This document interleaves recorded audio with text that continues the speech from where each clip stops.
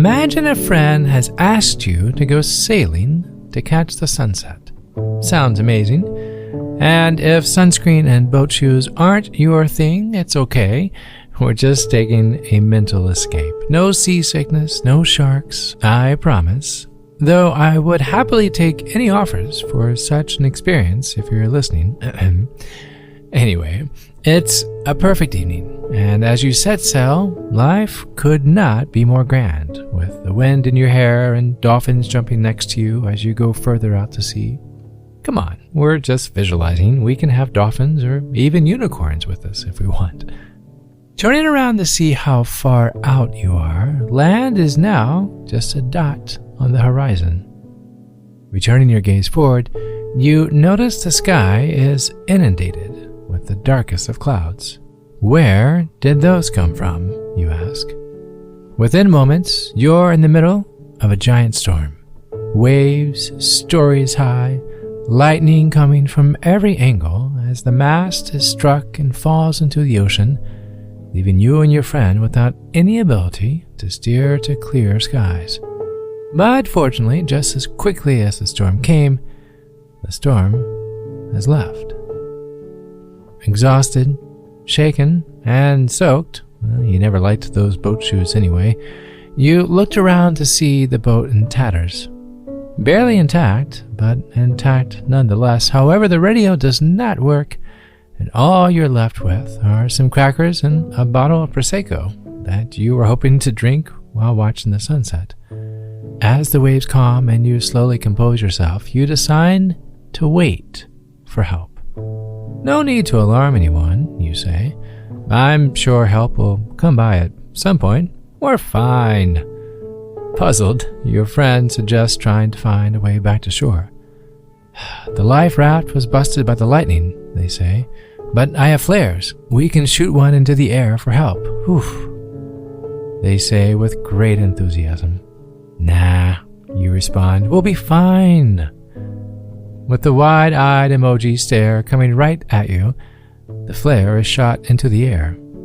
An hour later, wrapped in a warm blanket and shoreside, after being rescued, you realize just how lost at sea you really were. Depression can be exactly this. One moment, the sun is out and you're with a best friend sipping bubbly, and the next moment you're lost at sea fighting for your life, knowing not where, why, or how it started, nor when, why, or how it will ever end. You're just there, riding the ups and downs and the sea of depression. But as you will learn in a moment, there's help, a rescue to the radiant flare that's illuminating the blanket of darkness overhead. Join me as we take a most crucial step in pushing back the clouds, calming the waves, and, most importantly, finding help. I'm Chad Lawson, and let's calm it down in 3, 2, 1. What would you think if I sang out of tune? Would you stand up and walk out on me? Lend me your ears and I'll sing you a song, and I'll try not to sing out of key. No, I get by with a little help from my friends. I get high with a little help from my friends. Gonna try with a little help from my friends. Some things are just easier to do with the help of a song, especially when it's by Lennon and McCartney. Going through life has its many uphills that no one wants to handle alone. From sitting by yourself at lunch on the first day of school to helping you move into your first apartment, there are fewer things in life more rewarding than having a true, no matter what, kind of friend. Something we tend to forget, however, is just as much as you jump at the chance to help them, they feel the same about you. I know at times, and I'm guilty of this more than I care to confess, asking for help feels as if we're placing a burden on them, no matter how small the ask is.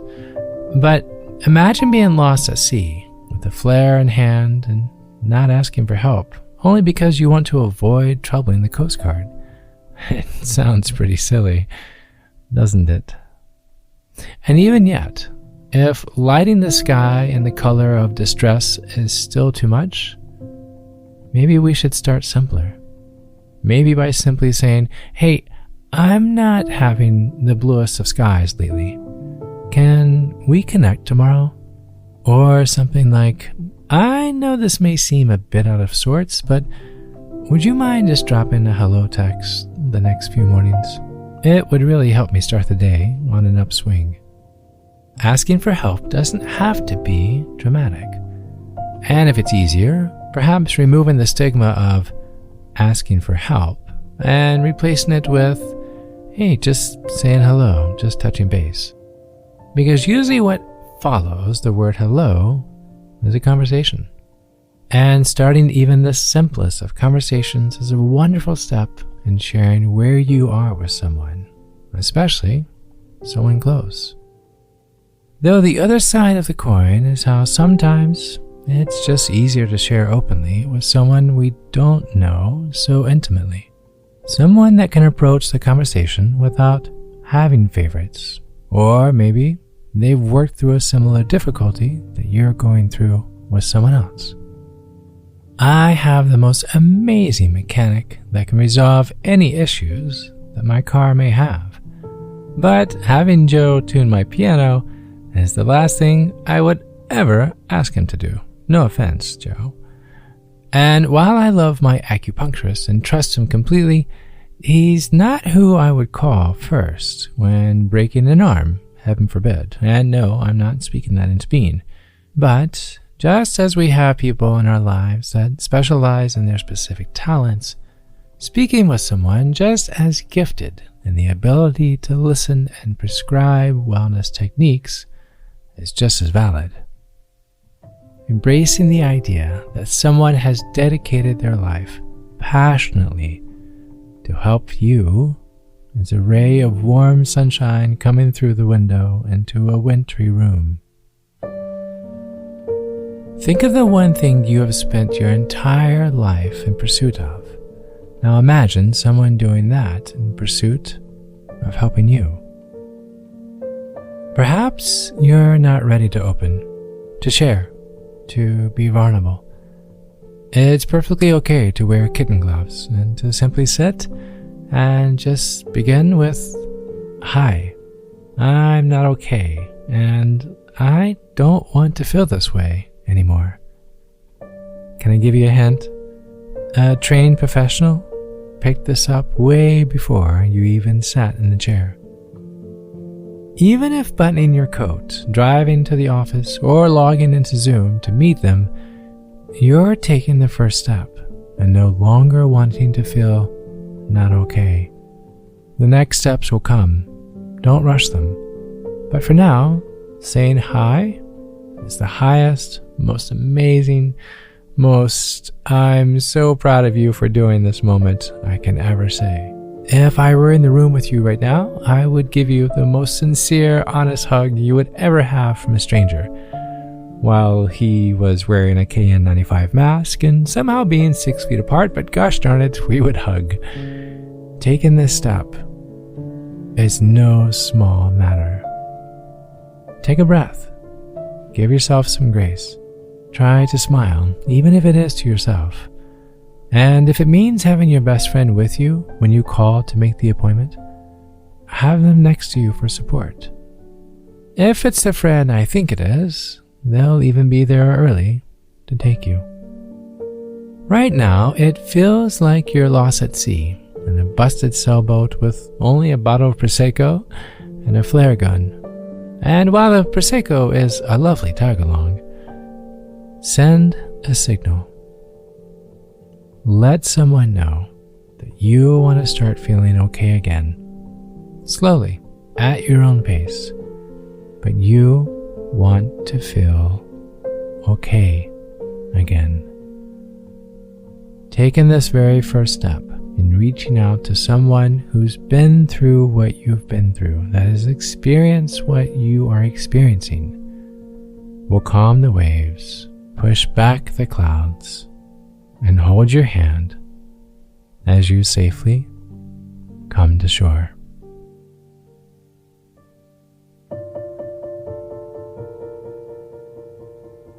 If you need help finding someone, please head to calmitdownpodcast.com, scroll to the very bottom, and there you will find a list of resources of people just waiting to sit with you to hear you say hi.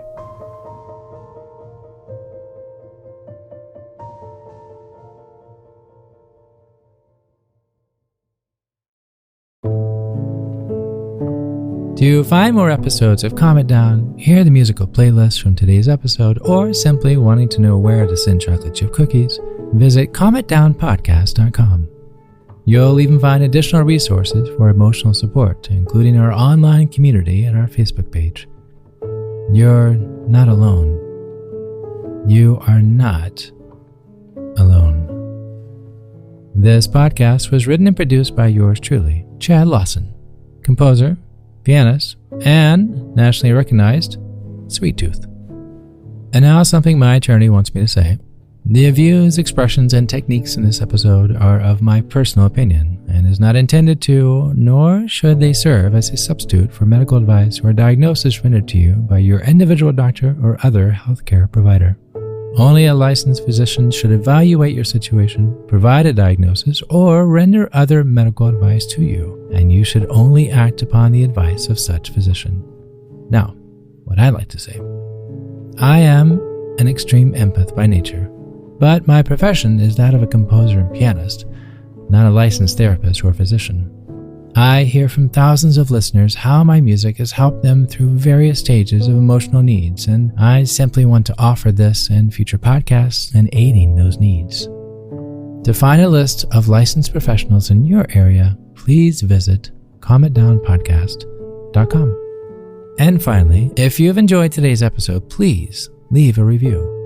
While it takes less than 60 seconds to do, its impact will last for years to come, as every little bit helps in growing the awareness and the importance of emotional health. I'm Chad Lawson, and until next time, be kind to your mind, and join me next week as we calm it down.